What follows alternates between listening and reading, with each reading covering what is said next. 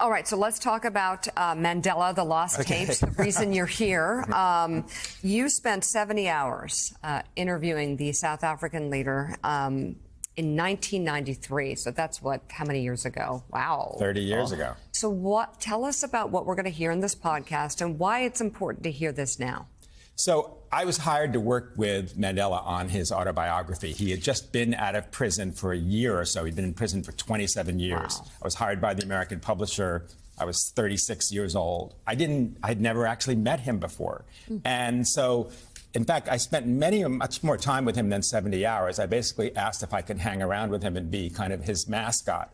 But we had a job to do, which was to create Long Walk to Freedom. And the reason why I think this is so important now is because of look how young you are. And that's Mandela holding my oldest son, Gabriel, whose middle name is Rolihlahla, which is Mandela's real first name. That's my younger boy, Anton, whose middle name is Madiba.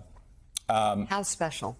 So the reason why I think it's so important now is because of everything you've been talking about on this show for the last 6 years, is that there's a democratic recession around the world. And he's one of the greatest democratic revolutionaries in history. He brought democracy to tens of millions of people who didn't have it. That was the focus of his entire life and this immense sacrifice. So it's a reminder that we have to sacrifice for democracy, not spend 27 years in prison like he did, but the fact is that it's something that has to be achieved and has to be earned.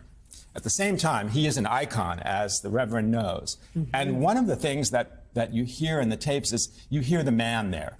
You hear him, ask, why don't I have any sugar in my tea? Why he needs to have sugar in his tea. He spells out every word for me. He'll go broccoli, 2 C's, 1 L. It's kind of fascinating. You get a real sense of what he's like as a person. And so I don't take him off a pedestal. He's still on the pedestal, but it's a human being on the pedestal, not a statue. Interesting. Rev, we're going to, I want you to take it next, but let's just play a little bit of his voice, the podcast featuring hours of rare recordings detailing the turning points of Mandela's life, key moments that shaped a revolution, and the man who helped bring freedom to his nation. Take a listen.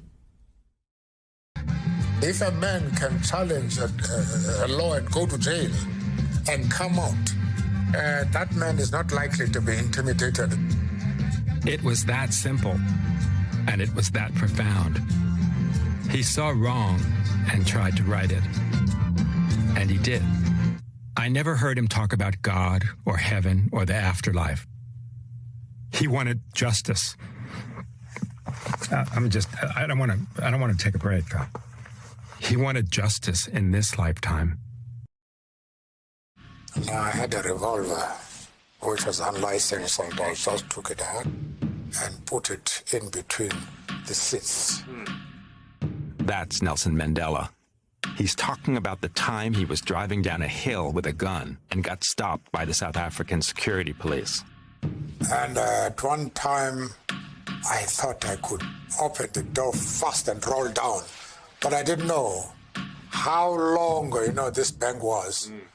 And what was there? When that Ford V8 pulled in front of his car outside of Howick Falls, South Africa, on August 5th, 1962, Mandela knew instantly what had happened.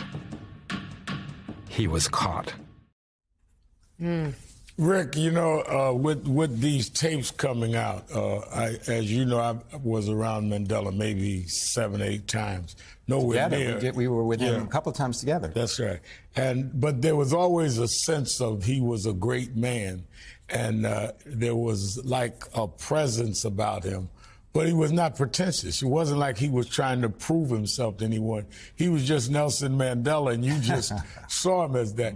Does any of that come out in the tape? Because I remember when he came to speak at the UN to tell them to lift the sanctions off South Africa, and he met with some of the civil rights leaders, and he was as regular as he could be, but he was still regal. There was some mixture that you couldn't explain.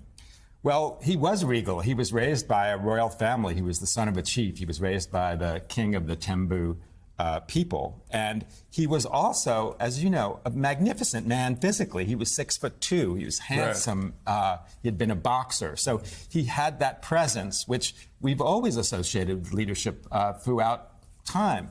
But he also had this incredibly even temperament, and you couldn't ruffle him at all. And I think that was really achieved by all those years in prison. Prison was a kind of crucible that melted away any impurities in his character.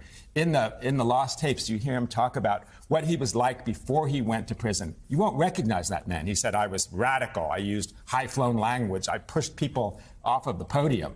Well, that young man went away during prison. Wow. And so that was one of the questions you hear me ask him over and over.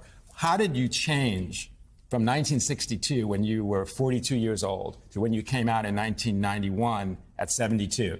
And in the beginning, he resisted the question. He thought it was like a trick question. You know, a politician doesn't ever want to say they changed.